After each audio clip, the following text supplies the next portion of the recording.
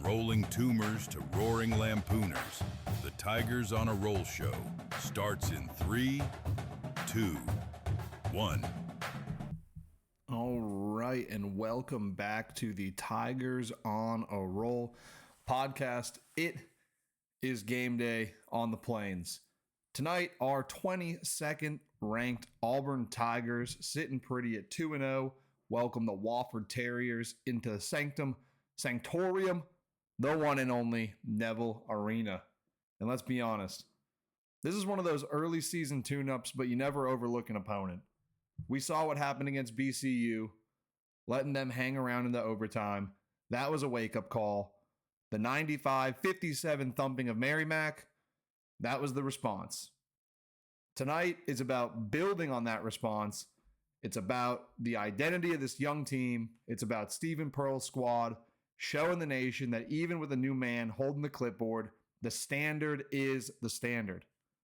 Wofford right now is 1-1. They're coming off of a win, and they're going to walk into the jungle thinking that they can sling the rock. Auburn's job, though, remind them who the apex predator is. 2 games in, what do we know? We know this team can flat out score. 95 points in both contests. That is the Auburn basketball that we love to see. But this isn't just a new season. It's a new era, the Stephen Pearl era. Can Stephen Pearl have his team playing fast, and they're playing with energy, and you can see this end of March DNA all over this roster. And what I'm impressed by is how quickly these new pieces are gelling. We talked a lot about in the preseason, I was worried with the short amount of time between the guys deciding to stick with Steven and the first preseason matchups. It was tough to see whether or not that they were going to gel well. And the first couple games were rough, but they're getting into a groove.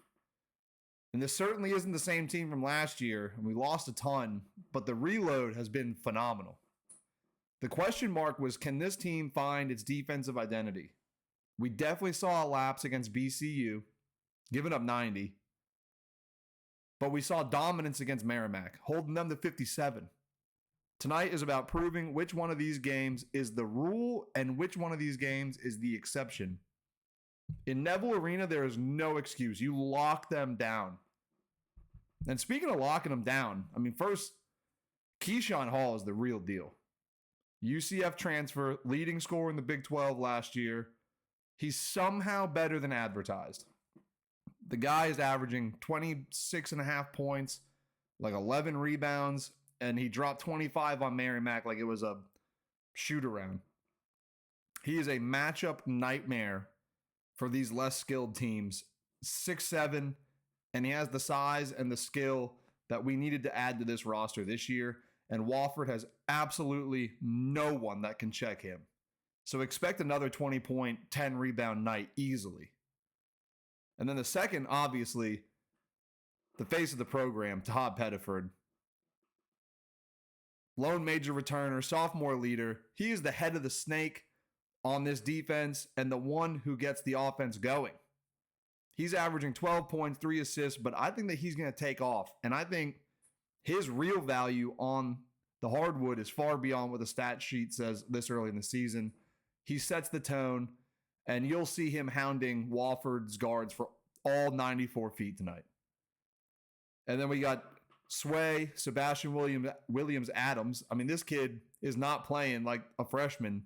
He's coming into this game, 14.5 points, 5.5 boards, and he has been active. He's athletic, he's fearless, and he's going to be a problem when the SEC schedule starts, and he's going to be a problem for our opponents for years to come, but he's going to be a huge problem for Wofford tonight. And there's a big question mark hanging over this game, is whether or not Keyshawn Murphy is going to be good to go. Keyshawn Murphy right now is listed as a game-time decision for tonight, and Stephen Pearl said he's only going to play if he absolutely has to. But we saw what he can do in his one full game. He almost had a double-double. He had 17 points and he had 8 rebounds. And he's a big physical body that we need in the paint. And if he plays, our front court depth is just overwhelming. But if he sits the whole game, which as Pearl thinks he will, I mean, then it's got to be next man up, which just means more Sway and more Philip Jovic. And Philip, I'm fine with playing as long as he can soften his hands up. But I mean, either way, we have the horses. But it would be great to be able to see Murphy get some minutes and start to get back into this like mid-season shape that it looked like he was playing in to begin with. And obviously, selfishly, I want to see him play. A healthy Murphy. I want to see him play. But speaking of health concerns, we've also got Simon Walker out. He is out indefinitely with a foot. He underwent foot surgery. So that is a really tough break for him. But, you know, we wish him nothing but a speedy recovery. And we will hopefully see him at some point in 2026 before March and see what he can do. But anyway, best of luck to him. He unfortunately will not be facing the Wofford Terriers tonight. But who are the Wofford Terriers? Before we take a look at that, let's get a word from our sponsors.